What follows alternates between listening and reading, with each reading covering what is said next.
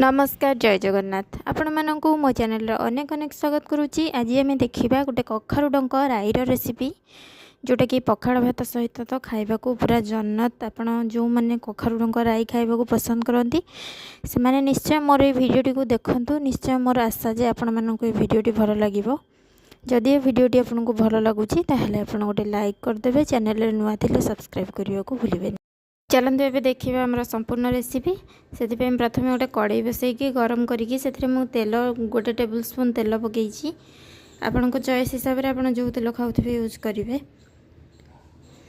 से फुटण में जीरा गोटे टीस्पून आउ सोरिष गोटे टीस्पून। हाँ मु डंक को सफा करी तार जो पत्र गुड़ा अलग रखी आ डंक को परिवा सहित मिसेक रखी।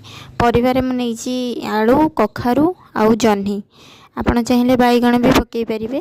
एतिकी परिवार ही बहुत सुंदर हम डंक राईटा कखारु डंक राई बा बोईतालु डंक राई। देखो आलू कखारु और जह्नी को मुझे छोट छोट काटी देछि, बेसी छोट भी नुह कहीं डंकटा सीझा समय नब। तो एम परिवा सब बहुत छोट काटिले तो से बहुत जल्दी सीझीज से टिके बड़ काटी मीडियम साइज रो। एबे ताको आमे भल से फुटण सहित मिसई दबा परिवा को और डंक को।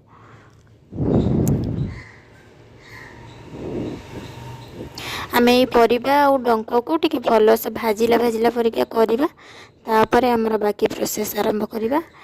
ये आप स्वाद अनुसार देदेवे लुण आउ हलदी देदेवे कलर पाई, जहाँद्वारा कि लुण दवा द्वारा जह्नी जो पड़ी तार गोटे निजस्व पानी थाए से बाहर परिवार पानी भी सब मरीज माने जो परिवा गुड़ा भल से संतुली हम।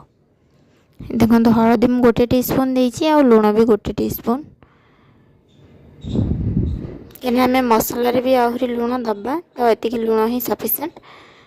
तो ये सबको पुणी भल भाव में मिसई देकी घोड़े छाड़देवा किसी समय, जहाँद्वारा कि जो आमर लुण पड़ी तो सब परिवार पानी गुड़ा बाहरी आसो।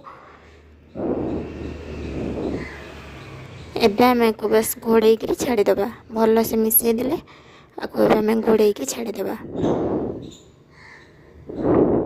एबे आम तार जो मसला बेसर मसला प्रस्तुत करवा से मु 5-6 कला रसुण नहीं और 4टी नहीं कंचा लंका। आपड़ चाहिए चिली पाउडर भी दे पारे कि सुखिला लंका भी बाटी पारे।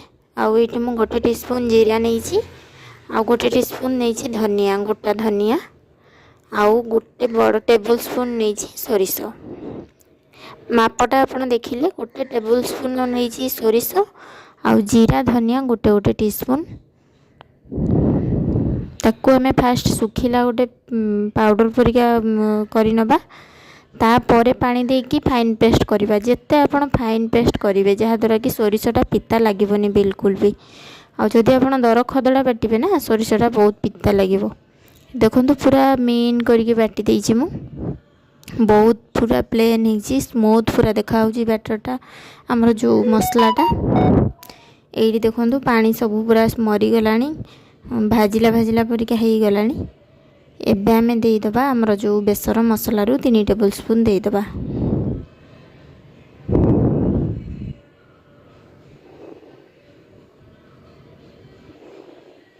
देखो सब केते बहुत सुंदर देखा जाउछि। को मानो को डंक बहुत पसंद निश्चय कमेंट रे जानइबे।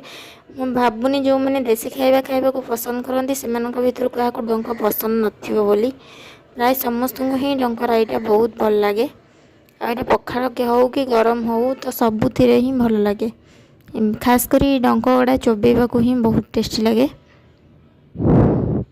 ये मसला को देकी मु गोले देवी आ ग्राइंडर जार को धोईकी से पानी मसला पानीटा आ जहाँ लगी ताकू ये ढाली देवी।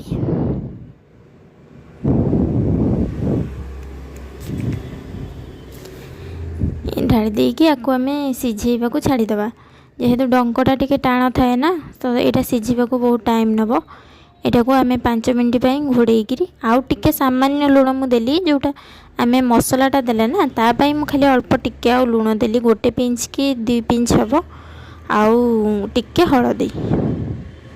तापरे ताकू सबू को भल भाव में मिसई दबा आउ ताकू सीझापी छाड़ीदबा। एपटे यहाँ सीझुथिबो तापरे सीझीगले आम गोटे छुंकर प्रस्तुति भी करवा। यहाँ को आम 5 मिनिट पूरा लो रे छाड़ीदेवा सिझापी। एपटे आम छुंक से सिझीगलानी तो ताकू मु काढ़ी देइछि। एबे छुंक प्रस्तुत करवा। छुंकरे 1 टेबल स्पून मु तेल नहीं से मध्य टिके जीरा पकईदेली 1 टीस्पून। एबे से मु गोटे छोट पियाज को एमती चुन चुन काटिक रखी से पकईदेवी। पियाजटा टिके जरीगला पर हल्का बेसी जरिबा दरकार नहीं। पियाजर जो क्रंचटा से आसिले भल लगे। आ बेसी जरी गले भी तार जो फ्लेवरटा भी पड़े जाए। तो पियाज जब कम जरी थी तो फ्लेवरटा बहुत भल आसे। तो ये देखो मु टमाटो गोटे को काटिक रखी। टमाटो को भी देदेवी।